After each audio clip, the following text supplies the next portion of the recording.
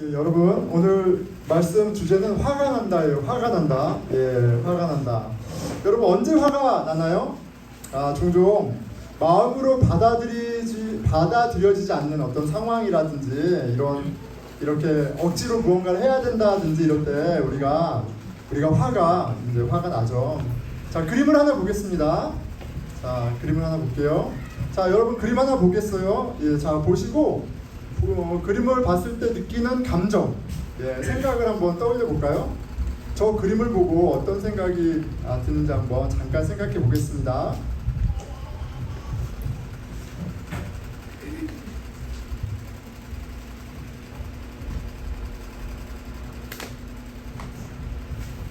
예, 저는 이 그림을 보니까 답답하다라는 그런 느낌이 들었어요. 감옥 같죠? 이 그림에는 이렇게 써 있습니다. The hardest prison to escape is in your own mind. 이렇게 돼 있어. 제가 한국말로 좀 해석을 해봤습니다. 내 생각이 나를 가두는 가장 견고한 감옥이다. 내 생각이 나를 가두는 감옥이다. 이렇게 해석해봤어요. 우리에게는 이렇게 고정된 견고한 생각이 있습니다. 예, 상자 안에 갇힌 사람의 그림처럼 이렇게 어떤 고정된 생각, 고정관념과 이런 것들에 갇혀 있습니다. 소리가 잘 들리나요? 예. 스스로 갇혀 나오지 못하는 그런 상태를 보여주는데요. 이렇게 이것은 고정관념만이 아니라 성경적으로 보면 우리가 죄에 갇혀 있다, 죄의 노예다 라고도 얘기해요. 우리가 갇혀 있는데 무엇 때문에 갇혀 있는가 라고 얘기할 때 자기 중심성, 익숙함 이런 것들이 떠오릅니다. 내가 왕이 돼서 내가 내 삶을 경영하다 보니까 내 생각대로 그림을 그리죠. 그리고 그 생각이 어느덧 갇혀 있습니다. 직장 생활은 이렇게 해야 되고, 가정은 이렇게 꾸려야 되고, 이 역할은 이렇게 해야 되고, 이 생각을 내가 주인이 돼서 만들고 그 안에 갇혀 있는 형국이에요. 그래서 새로운 생각이나 그리고 신앙적으로는 복음이 들어올 때 불편합니다. 불편하고 이렇게 잘 받아들여지지가 않아요. 여러분 이렇게 어떤 내 생각에 갇혀 있는, 자기 생각에 갇혀 있는 그런 고집불통인 경우를 본 적 있습니까?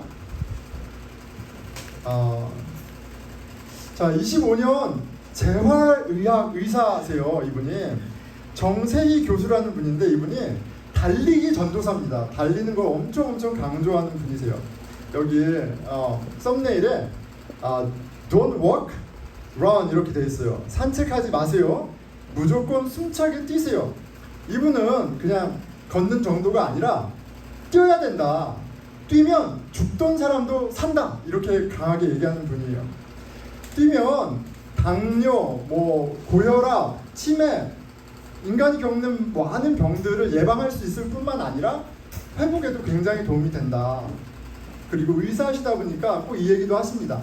많은 과학적인 데이터가 인간이 만든 어떠한 약들보다도 러닝이 최고의 약이라는 걸 증명하고 있다. 이걸 얘기해요. 몸소 거의 20년 넘게 뛴 분이기도 합니다. 이분이 재활의학과 교수고 의사다 보니까 환자를 만나면 이제 처방도 하지만 달릴 것을 그렇게 권한대요. 그러면서 웃으면서 자기가 달리는 거 이거 처방하는 거는 돈 못 받는다고 얘기하더라고요. 그거는 포함 안 돼 있대요. 하지만 달리는 게 중요해서 얘기한다고 해요. 그런데 환자들에게 꼭 확인한다고 그럽니다. 달리셨어요? 그러면 대부분의 사람들이 달리지 않는데요. 예, 대부분의 환자들이 달리지 않는다 그래요. 왜 못 달리는 걸까요? 익숙하지가 않죠. 그리고 달리면 아픕니다. 예, 이런저런 핑계로 달리지 않죠. 이렇게 좋은 것은 자리를 박차고 나가 달리지 못하는 이유가 무엇일까요? 달리기에 대한 편견도 만만치 않습니다. 예, 관절이 안 좋아, 허리 나가, 나이 먹었을 때 달리면 큰일 나, 이런 얘기도 있죠. 예, 다 그런 편견입니다. wrong information이에요. 그리고 이미 굳어버린 생활 습관이 있어요. 한 번도 안 달려봤어. 예, 달리는 게 너무 어색하고 어려워. 자, 편견과 이미 굳어진 생활 습관 속에 갇혀 있기 때문이 아닌가 합니다. 자, 그런데 성경은 우리가 죄의 노예가 되었다라고 얘기하고요. 죄의 노예가 된 우리의 영혼의 상태도 마치 그렇게 갇혀 있는 것과 같습니다. 죄인은 스스로 왕이 되어 자신을 위한 성을 쌓고 어떻게 살아요? 하나님과 등지면서 살아갑니다. 하나님을 찾고 나아오면 영원한 생명이 있는데 그 어두컴컴한 성에서 나오지 못합니다. 왕이신 하나님이 찾아오셔서 문을 두드려도 나올 생각을 하지 않습니다. 자, 문을 두드리는 것만이 아니라 하나님이 찾아오셔서 내가 만든 그 성을 흔드시면 어떠겠어요? 당황스럽고 짜증나고 너무 세게 흔들면 무섭기까지 하겠죠. 그런데 동시에 전혀 나올 생각을 하지 않습니다. 그게 우리의 모습이에요. 내가 내 인생의 주인인데 어쩌라고요? 이런 걸 시전하는 거죠. 그러면서 하나님께 화를 내는 게 사람입니다. 자, 그림을 다시 한번 보겠습니다. 자기 생각에 갇혀 죄에 갇혀 이렇게 답답하게 살아가는 이 사람, 떠오르는 사람 있나요? 가족 중에 혹시 직장에서 친구 가운데 아니면 여러분이나 저 스스로의 모습이 아닌지 한번 생각해 보면 좋겠습니다. 자, 오늘 우리에게 주신 하나님의 말씀은 사람의 마음의 완악함을 좀 가르쳐줘요. 우리가 얼마나 고집이 센지 보여줍니다. 사람은 하나님의 명령과 주권적 통치를 대부분 단호하게 거부합니다. 18절 전반부에 민족들이 분노하매라고 되어 있어요. The nations raised. 민족들이, 이방인들이 분노합니다. 엄청 화가 난 사람들이 아주 많이 있었어요. 이 구절이 나오는 맥락을 보면은 참 기가 막힙니다. 지금 7번째 나팔이 울리고 드디어 영원한 하나님 나라의 임재와 승리가 선포되고 있습니다. 15절 17절이죠. 7째 천사가 나팔을 불매 하늘에서 큰 음성이 나서 이르되 세상 나라가 우리 주와 그의 그리스도의 나라가 되어 그가 세세토록 왕 노릇 하시리로다. 17절 이르되 감사하옵나니 옛적에도 계셨고 지금도 계신 주 하나님 곧 전능하신 이여 친히 큰 권능을 잡으시고 왕 노릇 하시도다. 자, 지금 드디어 하나님이 약속하신 그 영광의 나라가 임하는 그런 순간이에요. 이제 드디어 샬롬의 왕, 정의의 왕이신 예수 그리스도가 영원토록 다스리는 때가 시작되는 순간입니다.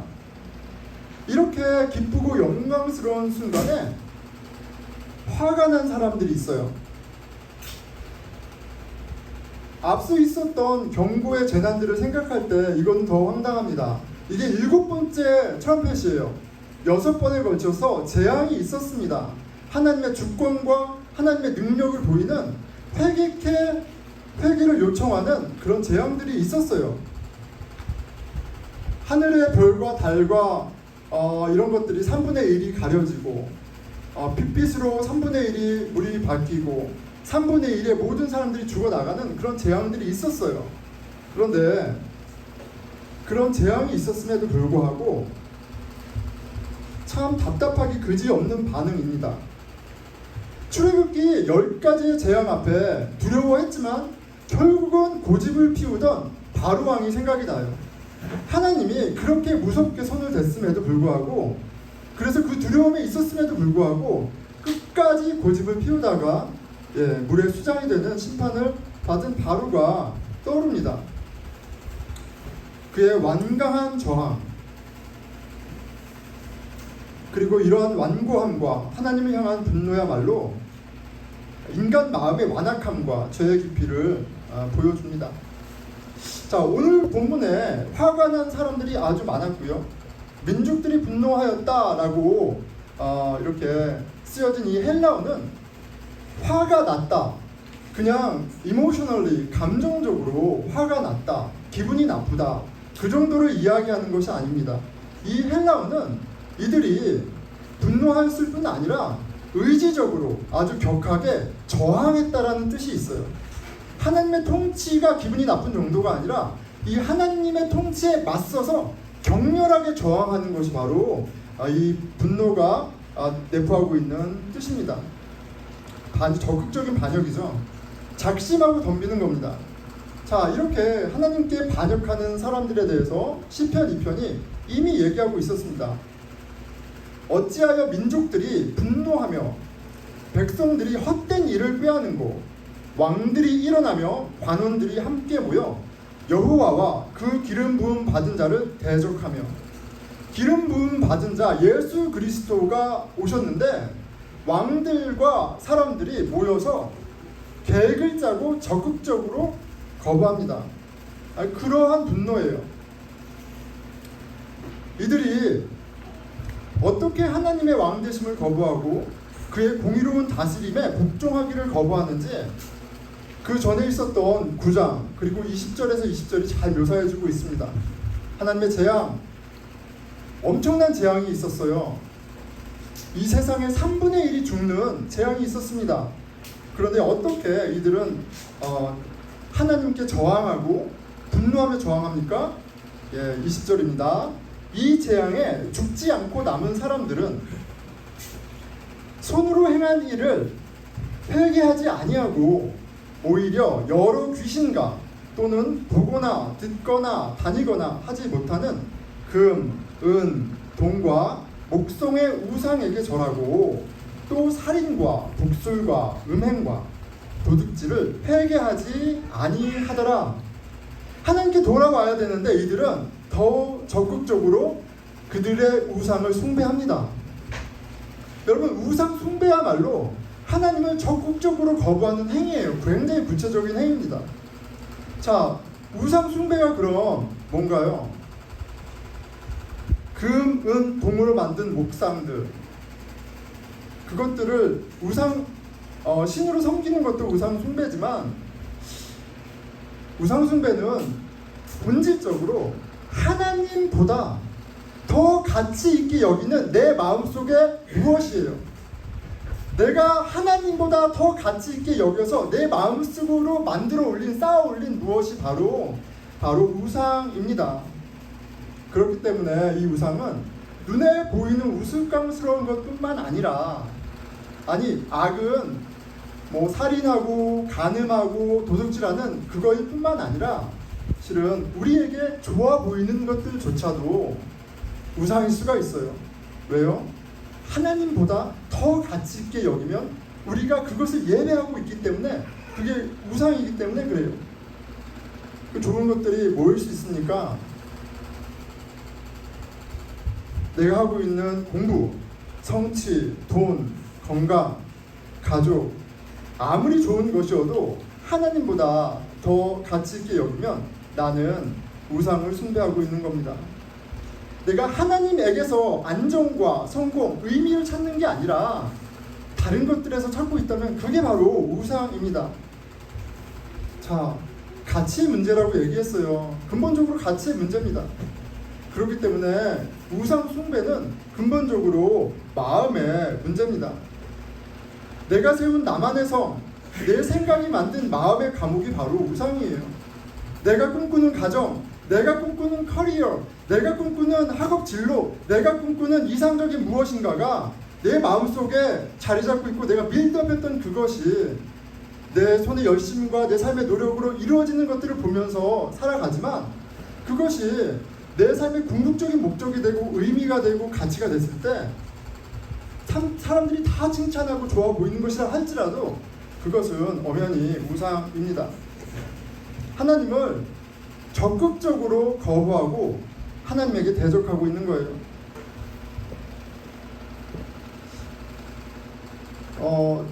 저에게 가장 소중한 게 무엇이 있는가 생각해 보니까 저는 제 끔찍한 자식들이 떠오릅니다. 네, 제가 아침에 보니까 한결이 사진이 와 있어요. 그거를 전혀 얼마나 그 사진을 보고 좋으면 그냥 들이대면서 보라고 사람들한테 그렇게 했겠어요. 네. 나한테나 예쁘지. 하지만 그 정도로 끔찍합니다. 그런데 선이 있는 거예요. 선이. 내가 이 아이가 나의 삶의 가치가 되고 정체성이 되고 의미가 되면 어느 순간 하나님이 거두어 가십니다.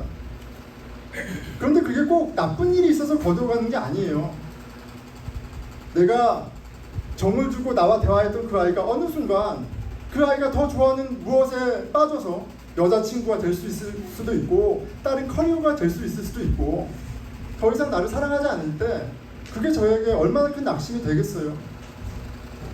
내가 은퇴하는 그날, 내 건강을 잃는 그날, 내가 사랑하는 그 사람이 먼저 가는 그날 하나님이 우상을 치울 때 우리는 낭패를 당하고야 말 겁니다.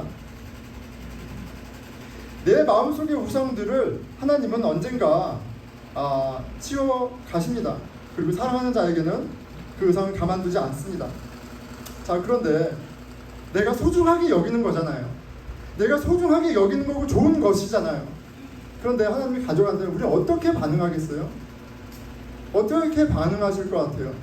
당황스럽고 혼란스러울 수도 있겠지만 저는 분노할 것 같습니다. 내 금쪽 같은 자식에게 어떤 일이 벌어진다면 저는 분노할 것 같아요. 여러분들 어떻습니까? 그런데 말씀을 묵상하며 하나님의 역사하심에 반하는 것이 하나님보다 더 가치 있는 것을 내가 마음속에 세우는 것이 우상이라는 것을 오늘 보면서 이것 또한 회개의 재료구나 라는 고백을 하게 됩니다. 자, 그런데 이런 면도 있습니다. 세상의 것 말고도 우리가 하나님 것이라고 생각하는 종교 생활도 우상일 수가 있어요.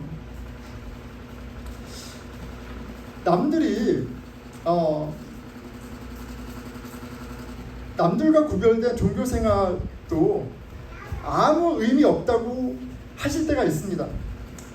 그리고 내가 하나님을 사랑하고 하나님을 섬긴 것이 아니면 하나님이 너가 한 모든 것들이 아무것도 아니라고 할 때 그것만큼 환장하는 것이 없어요. 남들은 다 놀러 갔는데 꼬박꼬박 주일 예배 드리고 거기다 금요 예배, 거기다 새벽기도, 헌금, 봉사 다 했는데 하나님이 나를 인정해 주시지 않는 것 같으면 화가 납니다. 왜 이러세요? 나의 소중한 것들을 가져가시거나 내가 원하는 것들을 해주시지 않을 때 마음속으로 하나님께 곱지 않은 시선을 보게 됩니다.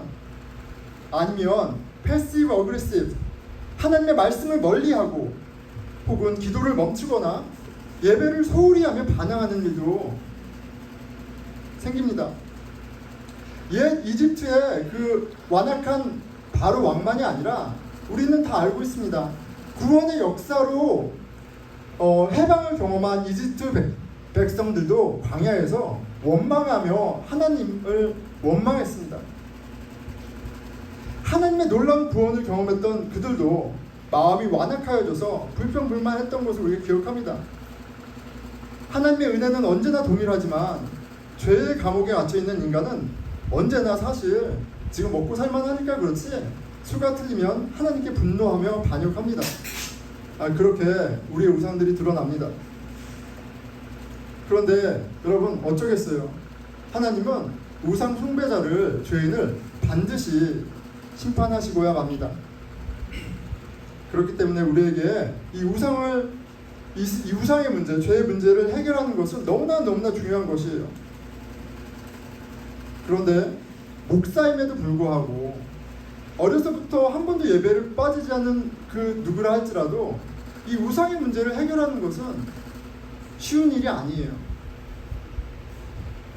이 감옥을 부수고 나갈 힘과 지혜가 우리에게 없는 것을, 그 한계를 매번 확인합니다. 그리고 하나님은 우리의 이런 연약함을, 무능을 너무나도 잘 알고 계세요. 바로 그렇기 때문에 하나님이 예수님을 우리에게 보내주신 거예요. 구원을 시작하시고 이루시는 그 주님을 우리에게 보내주신 겁니다. 그리고 그 예수 그리스도를 믿는 가운데 예수 그리스도가 그 구원을 이루시는 걸 경험하는 게 신앙 생활이에요. 내 감옥을 부수시고 내 생각을 부수시고 하나님의 나라를 새로 세우는 것을 경험하는 게 그 신앙 생활이에요. 근데 그거 어떻게 하시나요? 하나님이 세 가지를 통해서 하십니다.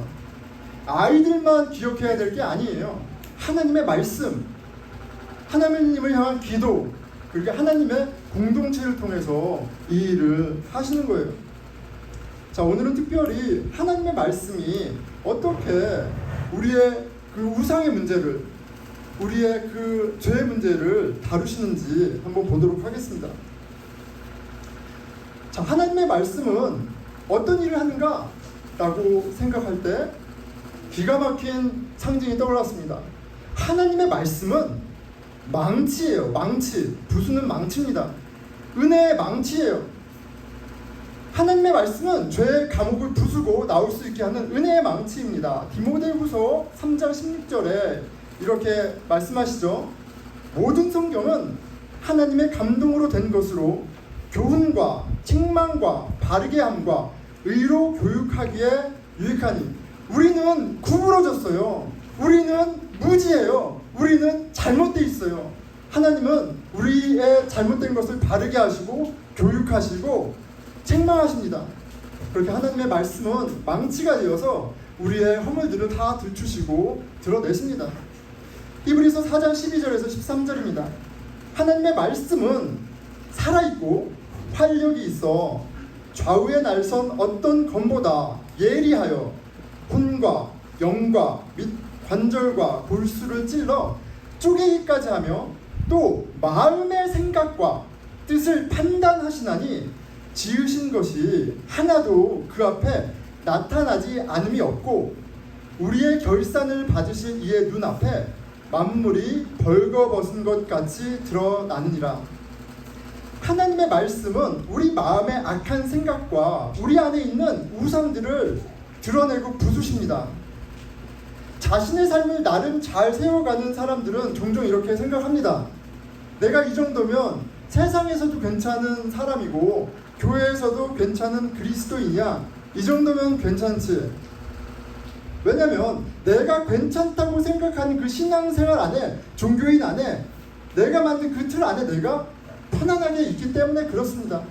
그런데 여러분, 하나님의 말씀을 진지하게 하나님이 나에게 무슨 말씀을 하시고 있는지 생각하면서 읽어보세요.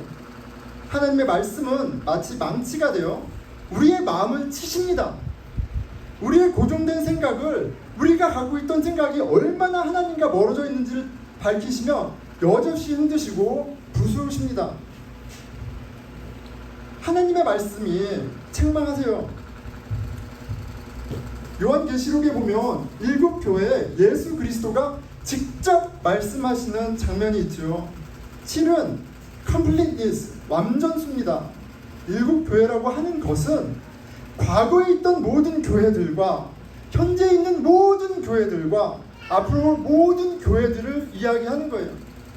7교회에 대한 책망은 그 당시의 7교회만이 아니라 오늘 우리에게 하시는 책망이기도 합니다.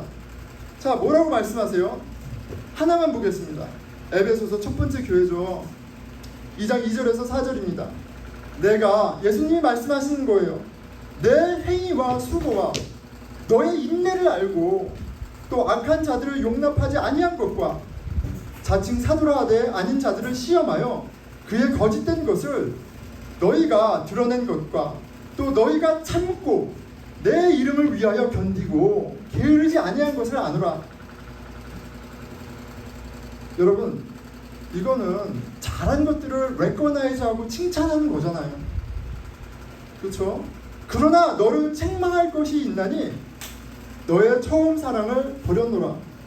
여러분, 이 말씀을 묵상했을 때, 읽었을 때 어떤 생각이 드셨습니까? 저는 당황스러웠어요. 아니, 어쩌라고요? 라는 마음이 너무나 자연스럽게 들었습니다. 아니, 어쩌라고요? 누가 봐도 훌륭하게 신앙생활하고 있는 에베소 교회를 책망하시는 게 너무하잖아요.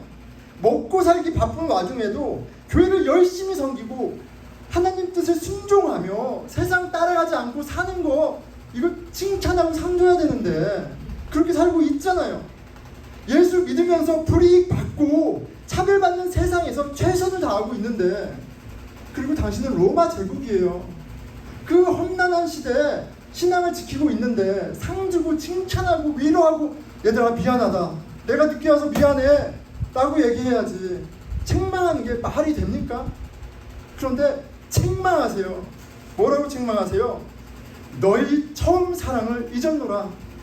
여러분, 신앙은 실은 본질적으로 마음의 이슈예요. 내가 아무리 열심히 하고 아무리 많은 것을 해도 내 안에 하나님을 향한 사랑이 없으면 아무것도 아니에요. 그게 하나님이 우리에게 주신 기준이에요. 내가 생각하는 내 틀의 생각이 아니라 이게 바로 하나님이 얘기하는, 우리에게 요구하시는 부르심이에요. 무엇이 가르쳐 주나요? 하나님의 말씀이 가르쳐 주는 거예요. 나의 잘못된 생각, 나의 익숙함, 내 종교라는 우상, 나의 열심, 그것을 말씀이 망치가 되어 때리십니다. 근데 그건요, 굉장히 당황스러운 거예요. 굉장히 불편한 거예요. 제가 화가 나잖아요. 화가. 아니 도대체 얼마나 더 하라고요? 우리 교인들 열심히 하는데 얼마나 더 하라고요? 화가 나는 일입니다. 근데 하나님은 타협하지 않으세요. 5절, 그러므로 어디서 떨어졌는지를 생각하고 회개하여 처음 행위를 가지라. 만일 그러하지 아니하고 회개하지 아니하면 내가 내게 가서 내 촛대를 그 자리에 옮기겠다. 귀 있는 자는 성령이 교회에게 하시는 말씀을 들을지어다. 이기는 그에게 내가 하나님의 낙원에 있는 생명나무의 열매를 주어 먹게 하리라. 너 잘못하고 있어 라고만 얘기하시는 게 아니에요. 여러분, 뭐라고 하세요? 촛대를 옮기겠다고 얘기하세요. 여러분, 촛대를 옮기겠다고 얘기하는 건 너의 구원이 취소된다라는 말씀이에요. 이것도 굉장히 당황스러운 말씀이에요. 하나님이 창세전에 선택하셨고 하나님이 구원을 시작하면 이루시는 분이라고 말씀하셨는데, 여기서는 너 첫사랑 나 사랑하지 않으면 구원 취소할 거야 라고 말씀하세요. 이 말씀도 하시고 저 말씀도 하시는 거예요. 이거는 내 듣기에 좋으니까 이거는 되고, 이거는 내 마음 불편하니까 귀를 닫아서는 안 돼요. 여러분, 우리는 우리 요한계시록을 통해서 믿음을 굳게 잡고 싸울 것을 요청하시는 주님의 음성을 듣습니다. 나를 온 마음 다해 온 힘 다해 온 영 다해 사랑하라는 주님의 요청을 들어요. 그리고 그 가운데 우리는 나를 선택하셨고 나의 믿음을 시작하시고 이루시는 하나님을 만나면 구원을 이루어 가는 거예요. 근데 이걸 안 하면 나는 내 생각에 갇혀 죄악에 갇혀 우상을 숭배하는지도 모르면서 숭배하며 망할 날만 기다리면서 사는 겁니다. 지금 당장은 아니어도 요한계시록에는 무서운 심판이 있어요. 심판이 없는 게 아니에요, 여러분.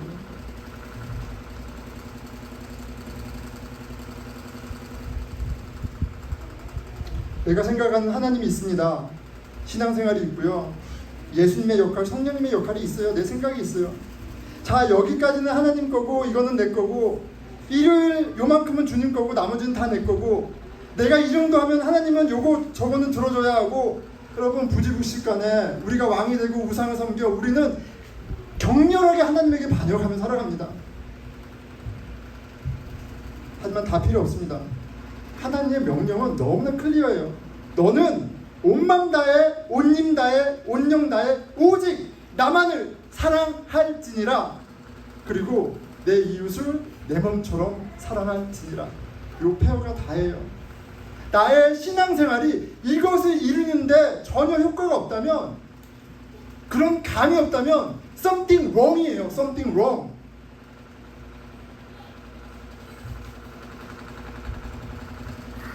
하나님의 말씀은 망치가 되어서 우리의 허물들을 들추시고 우리의 우상들을 부수십니다.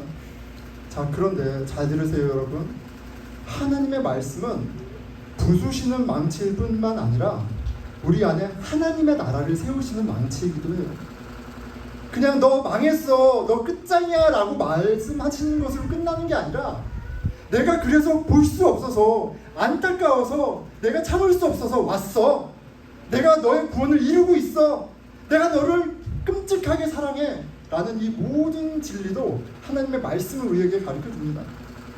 하나님의 말씀은 생명의 망치가 되어서 생명이신 예수 그리스도로 나아가는 길도 만들고 우리 가운데 나의 망할 집을 부수지만 하나님의 집을 세우시기도 하는 은혜의 도구예요. 여러분, 우리 지난주에 전도사님 말씀 가운데 죽었던 것 같은 어린 양, 우리를 살리기 위해서 하나님의 아들 예수 그리스도가 어린 양으로 오셔서 십자가에 피 흘려 죽으셨어요. 그리고 부활하셨습니다. 그 예수 그리스도를 우리가 말씀을 통해서 깨닫고요, 말씀을 통해서 보면서 여러분 어떠세요? 감동이 되지 않습니까? 하나님처럼 좋은 분이 어디 계세요? 아니, 하나님을 온만 다해 온힘 다해 온영 다해 사랑하라는 게 무리한 요구예요? 당연한 거 아닙니까? 하나님이 그렇게 우리를 사랑해 주셨는데, 말씀이 그거를 너무나도 명확하게 보여주는데,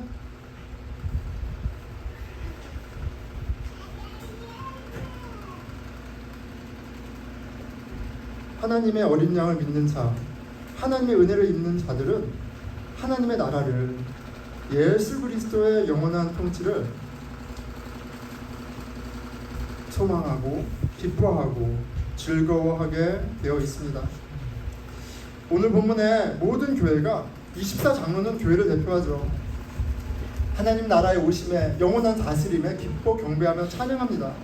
여러분, 마땅히 경배받고 찬양받으시기 합당한 예수 그리스도가 내 삶을 흔드실 때, 내 삶에 개입할 때 우리는 어떻게 반응합니까?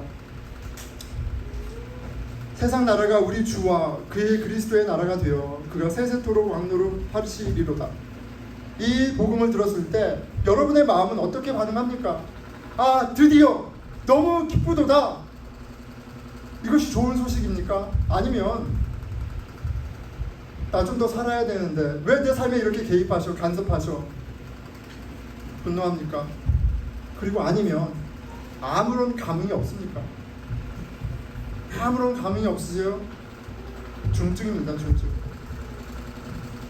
마음이 저항한다면, 아무런 느낌이 없다면 지금 이 말씀을 통해서 하나님이 여러분에게 회개의 기회를 주시는 거예요.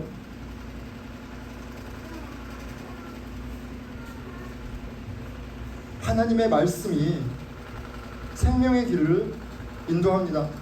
요한복음 14장 16절이에요. 예수께서 이르시되 내가 곧 길이요 진리요 생명이니.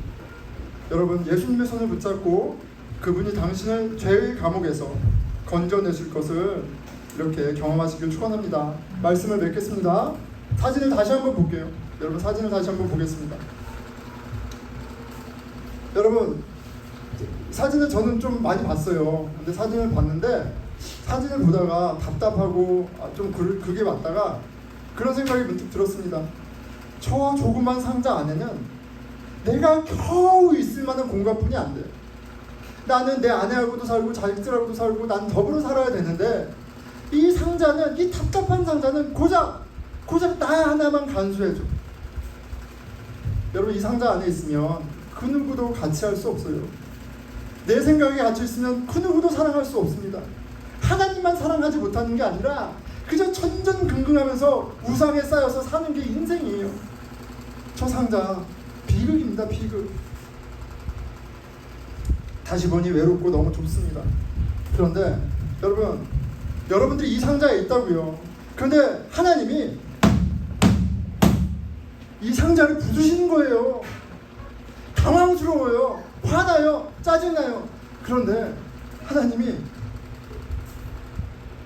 새 집을 지어주시려고 흔드시고 부수시는 겁니다. 크고 넓은 새 집을 지어 당신의 백성들, 당신과 함께 살게 해주시려고, 참 평강과 의 기쁨을, 영원한 생명을 누리게 해주시려고 하는 거예요. 그런데 어떻게 반응하냐는 말입니다. 썩어 없어질 것을 붙잡고 살겠다고 고집을 피우지 않습니까? 나를 안타깝게 여긴 누군가를 나를 살리려고 개입하는데 고집불통 화를 내고 있는 거 아닙니까? 그렇다면 참 딱한 일입니다. 자, 여러분들 제가 한 가지 권하겠습니다. 여러분, 달리세요. 달리기 하세요. 달리기 꼭 해야 합니다. 달리기 하지 않는 것처럼 정말 바보 같은 선택이 없어요, 여러분. 달리기는 최고의 명약이에요. 제발 자신의 건강을 위해 달리시라고요. 어떻게 하시겠습니까? 한 번도 안 달려봤는데요. 무릎 아픈데요. 그래도 뛰세요. 무릎 아픈 것보다 달려서 얻는 혜택이 훨씬 많습니다.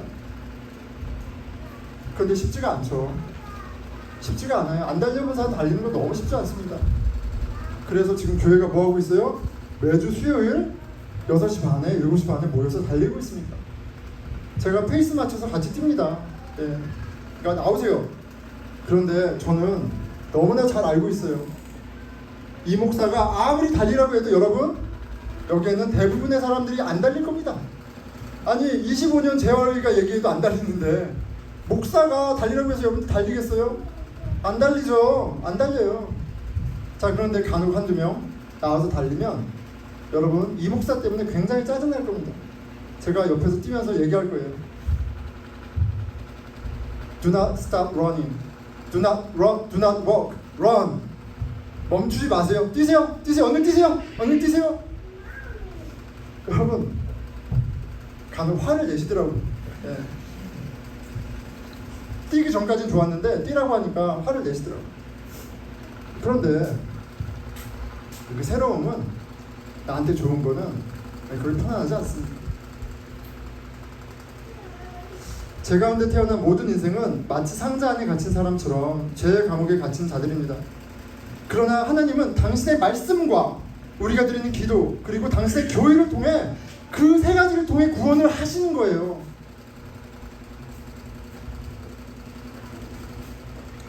우리의 성을 부수셔서 자유케 하십니다. 그런데 그 과정은요, 혼란스럽고 고통스럽고 짜증나고 분노가 나오는 게 당연해요. 당연한 반응이 이런 게 없는 게 더 이상한 겁니다.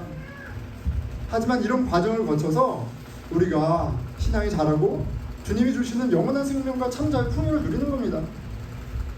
그리고 거듭 이 구원을 경험할 수 있도록 세 가지 선물을 주신 거예요. 하나님의 말씀, 하나님께 기도, 하나님의 교회예요. 여러분 제발 좀 아세요. 여러분 달리기는 안 해도 돼요. 달리기가 여러분들을 구원합니까? 아니에요. 안 해도 돼요.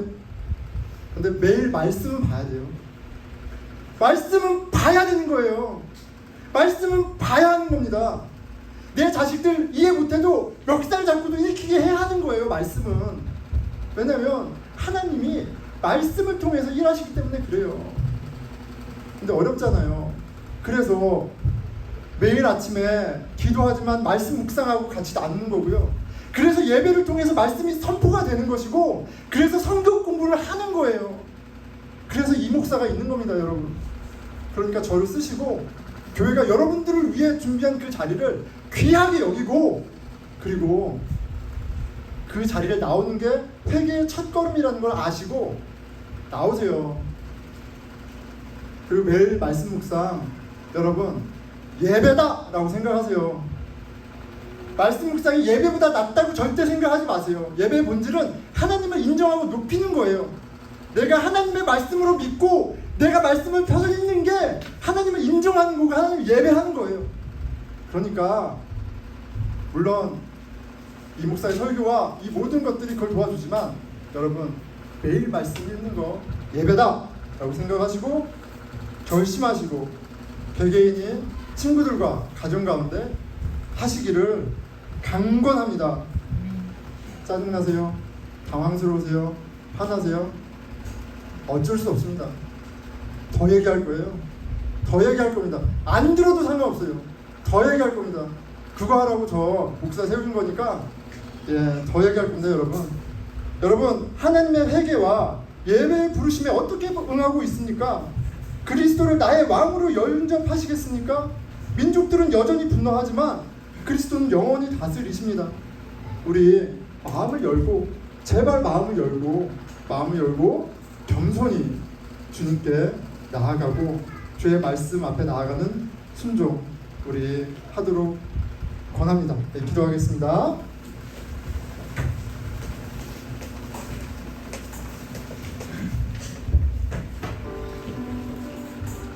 예, 우리도 서로가 서로한테 너무 나이스해요. 예. 서로가 서로한테 너무 나이스합니다. 그건 사랑도 아니고 아무것도 아니에요. 그냥 서로 죽자고 그러는 거지. 너무 나이스합니다. 마땅히 내가 믿음을 지키고 해야 되는 것들이 있는데 무슨 하나님을 동네 이장 정도로뿐이 생각하지 않아요. 그래서 어떻게 심판을 이겨냅니까? 근데 어떻게 구원을 이루시겠어요? 하나님이 통탄할 일이에요. 예수 그리스도가 통탄할 일입니다. 주님, 저희로 하나님의 말씀 귀하게 여기고 주께 기도하며 나아가고 아버지 이 교회가 예수 그리스도의 몸이라는 것 믿는 믿음 주셔서 아버지 신앙의 공동체 이루어가는데 타협하지 않게 해주십시오. 우리 오늘 말씀 가운데 회개케 하시는 것이 있다면 붙잡고 회개하는 기도 드리겠습니다. 회개하겠습니다. 이 하나님 아버지 주님, 저희들의 강팍함을 불쌍히 여겨주십시오. 온갖 좋은 것으로 치장하며 하나님 섬기는 것처럼 하지만 사실 뒤에서 다른 것을 섬기며 다른 것을 사랑하며 살았던 저를 아버지 주님 책망하여 주시고 아버지 주님 저의 죄악과 거짓됨을 들추어 주시고 아버지 무엇보다도 이런 나를 위해서 오신 예수 그리스도를 바라보는 은혜와 아버지 주님 계시가 있게 하여 주십시오. 아버지 주님, 제가 주를 사랑하기 원합니다. 아버지 주님, 제가 주를 예배하기 원합니다.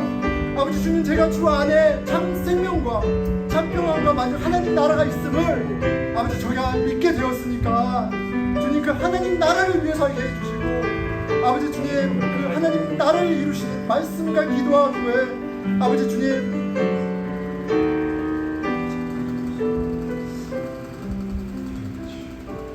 예 우리 같이 결심했으면 좋겠어요. 뭐 결심을 하고 소원을 해야 하나님이 도와주시죠. 맨 엉뚱한 거 구하면 구하되 너희가 얻지 못함은 정욕을 위해서 구함이라 하시잖아요. 하나님이 우리에게 뭘 주기 원하시겠어요? 하나님이 우리에게 뭘 주시기 원하시겠어요? 아니 도대체 하나님이 우리에게 무엇을 주시기 원하시겠어요? 영생 아닙니까? 하나님의 나라 아니에요? 성령님 아니에요? 예수 그리스도 아니에요? 주님, 제가 다른 건 아니라 썩어 없어질 것 말고 하나님의 나라, 성령님, 주님 구하기 원합니다. 우리 같이 기도하겠습니다. 예, 하나님 아버지 주님, 우리 마음의 소원이 썩어 없어질 것들에 있지 아니하고 아버지 우리 마음의 소원이 영원한 생명 대신 예수 그리스도에 있게 하여 주시옵소서. 아버지 주님, 스스로 파놓은 함정에 아버지 거기에 빠져서 오죽되지 아니라 우리를 건져주시고 아버지 영혼 가운데 주신 그 주님께 나아갈 수 있도록 성령님 도와주십시오. 다른 것 구하는 것보다도 하나님 성령님 아버지 예수 그리스도를 구하는 신앙 허락하여 주시옵소서. 예, 한 가지 더 하겠습니다. 복 있는 사람은 여호와의 말씀을 즐거워하여 그의 말씀을 주야로 묵상하는 자니 그가 시냇가 힘기운 나무처럼 시절을 쫓아 과실을 많이 맺으며 그 입이 청청하리로다. 여러분 결심하세요. 여러분들의 스케줄에 첫 번째 놓으세요. 나는 매일 말씀 읽고 그렇게 하나님을 왕으로 인정하며 그 말씀을 묵상하며 예배하며 살겠습니다. 우리 결심하고 기도하겠습니다. 기도합시다. 이 하나님 아버지, 말씀 없이 어떻게 우리가 삽니까? 말씀 없이 어떻게 우리가 아버지 생명의 길을 볼 수 있습니까? 아버지 말씀 없이 우리가 어떻게 하루를 살 수 있습니까? 아버지 말씀 붙잡게 해주십시오. 아버지 말씀을 묵상하게 해주십시오. 아니 이해가 안 돼도 말씀을 읽고 선포하게 해주십시오. 말씀이 등불이 되어 나를 지키고 내 금쪽 같은 자식들을 지키고 아버지 내 인생을 지키고 아버지 세상 가운데 빛된 삶 살 수 있도록 아버지 주여 도와주시옵소서. 예, 우리 다 함께 일어나셔서 마지막 찬양하겠습니다.